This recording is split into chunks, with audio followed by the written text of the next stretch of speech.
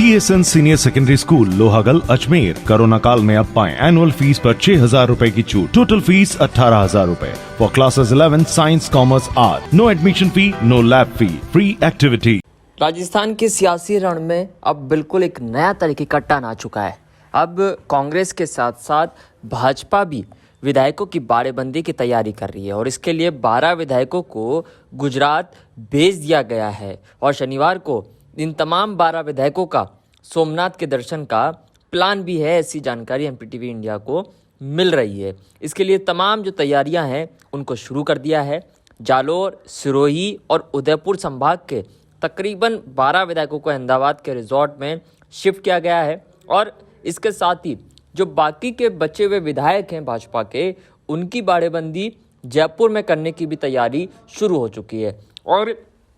ऐसा हमारे सूत्र जानकारी दे रहे हैं कि लगभग 12 अगस्त से ये जो भाजपा के तमाम विधायक हैं इनकी बाड़ेबंदी शुरू हो जाएगी। 11 अगस्त से होटल वगैरह तय करने का प्लान भी है। हालांकि भाजपा ने ऐसे किसी प्रकार की बाड़ेबंदी को लेकर साफ तौर पर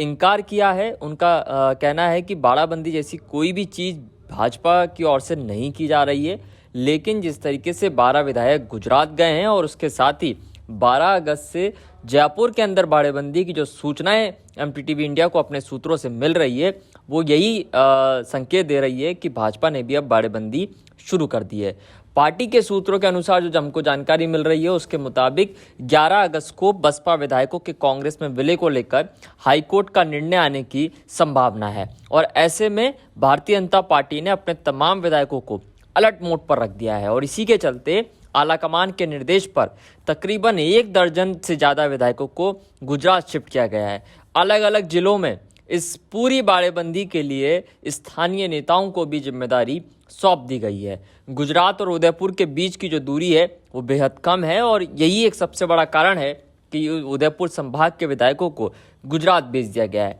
नेता प्रतिपक्ष गुलाबचंद कटारिया इन तमाम विधायकों के संपर्क में है और उधर इस बात की चर्चा भी हो रही है कि कुछ कांग्रेसी नेताओं के भाजपा विधायकों के साथ संपर्क करने की शिकायत के बाद पार्टी ने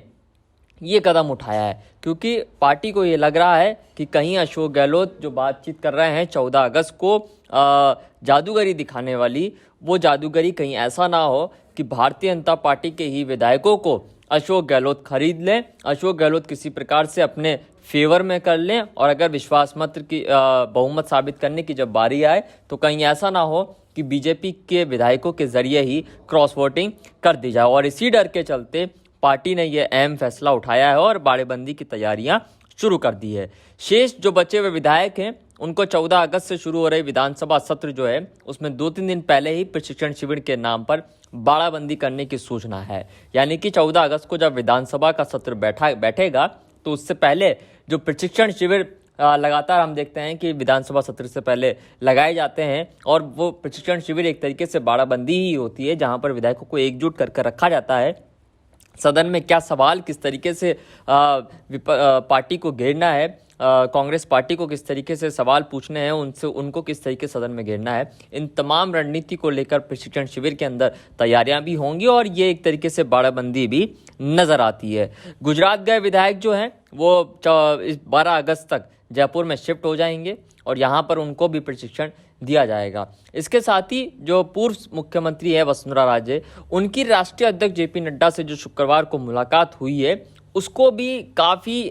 कई मायनों के अंदर देखा जा रहा है। सियासी माहौल इस वक्त राजस्थान में गर्म हो चुका है कि आखिरकार क्या कारण है कि मुख्यमंत्री वसुंधरा राजे की मुलाकात राष्ट्रीय अध्यक्ष जेपी नड्डा से हो रही है। ओम माथुर भी लगातार राजस्थान में दौरे कर रहे हैं, उनको भी लगातार उनका भी जयपुर में दौरा जारी है और ऐसे में ये तमाम जो इस समय उठापटक चल रही है, पूर्व मुख्यमंत्री वसुंधरा राजे का दिल्ली जाना, ओम माथुर का जयपुर आना, ये पूरे राजस्थान में इस वक्त चर्चा का माहौल जो है वो गर्म आया हुआ है। वहीं पूर्व मुख्यमंत्री वसुंधरा राजे ने जब शुक्रवार को दिल्ली में भाजपा अध्यक्ष जेपी नड्डा से मुलाकात की तो उस मुलाकात के दौरान उन्होंने राजस्थान के सियासी घटनाक्रम पर कई बातें भी रखी हैं। राष्ट्रीय अध्यक्ष के सामने पूर्व मुख्यमंत्री वसुंधरा राजे ने यह भी कहा है कि प्रदेश के अंदर उनके खिलाफ बयानबाजी जो हो रही है उसको लेकर उन्होंने भारतीय जनता पार्टी के राष्ट्रीय अध्यक्ष के सामने नाराजगी जाहिर की है। उनको इस बारे में जानकारी दी है। वहीं दूसरी ओर केंद्र ये देखना चाहता है कि राजस्थान के अंदर वसुंधरा राजे जिस तरीके से निष्क्रिय अभी दिखाई दिए हैं इस पूरे सियासी घटनाक्रम में, उसमें राजे सक्रिय दिखाई दें, और इसीलिए कई महत्वपूर्ण बिंदुओं के ऊपर राष्ट्रीय अध्यक्ष के साथ में चर्चा हुई है, जिसमें जो सियासी संकट है उससे रिलेटेड सारी तमाम ये बातें हैं, और इसीलिए बहुत महत्वपूर्ण हो जाता है जो शुक्रवार को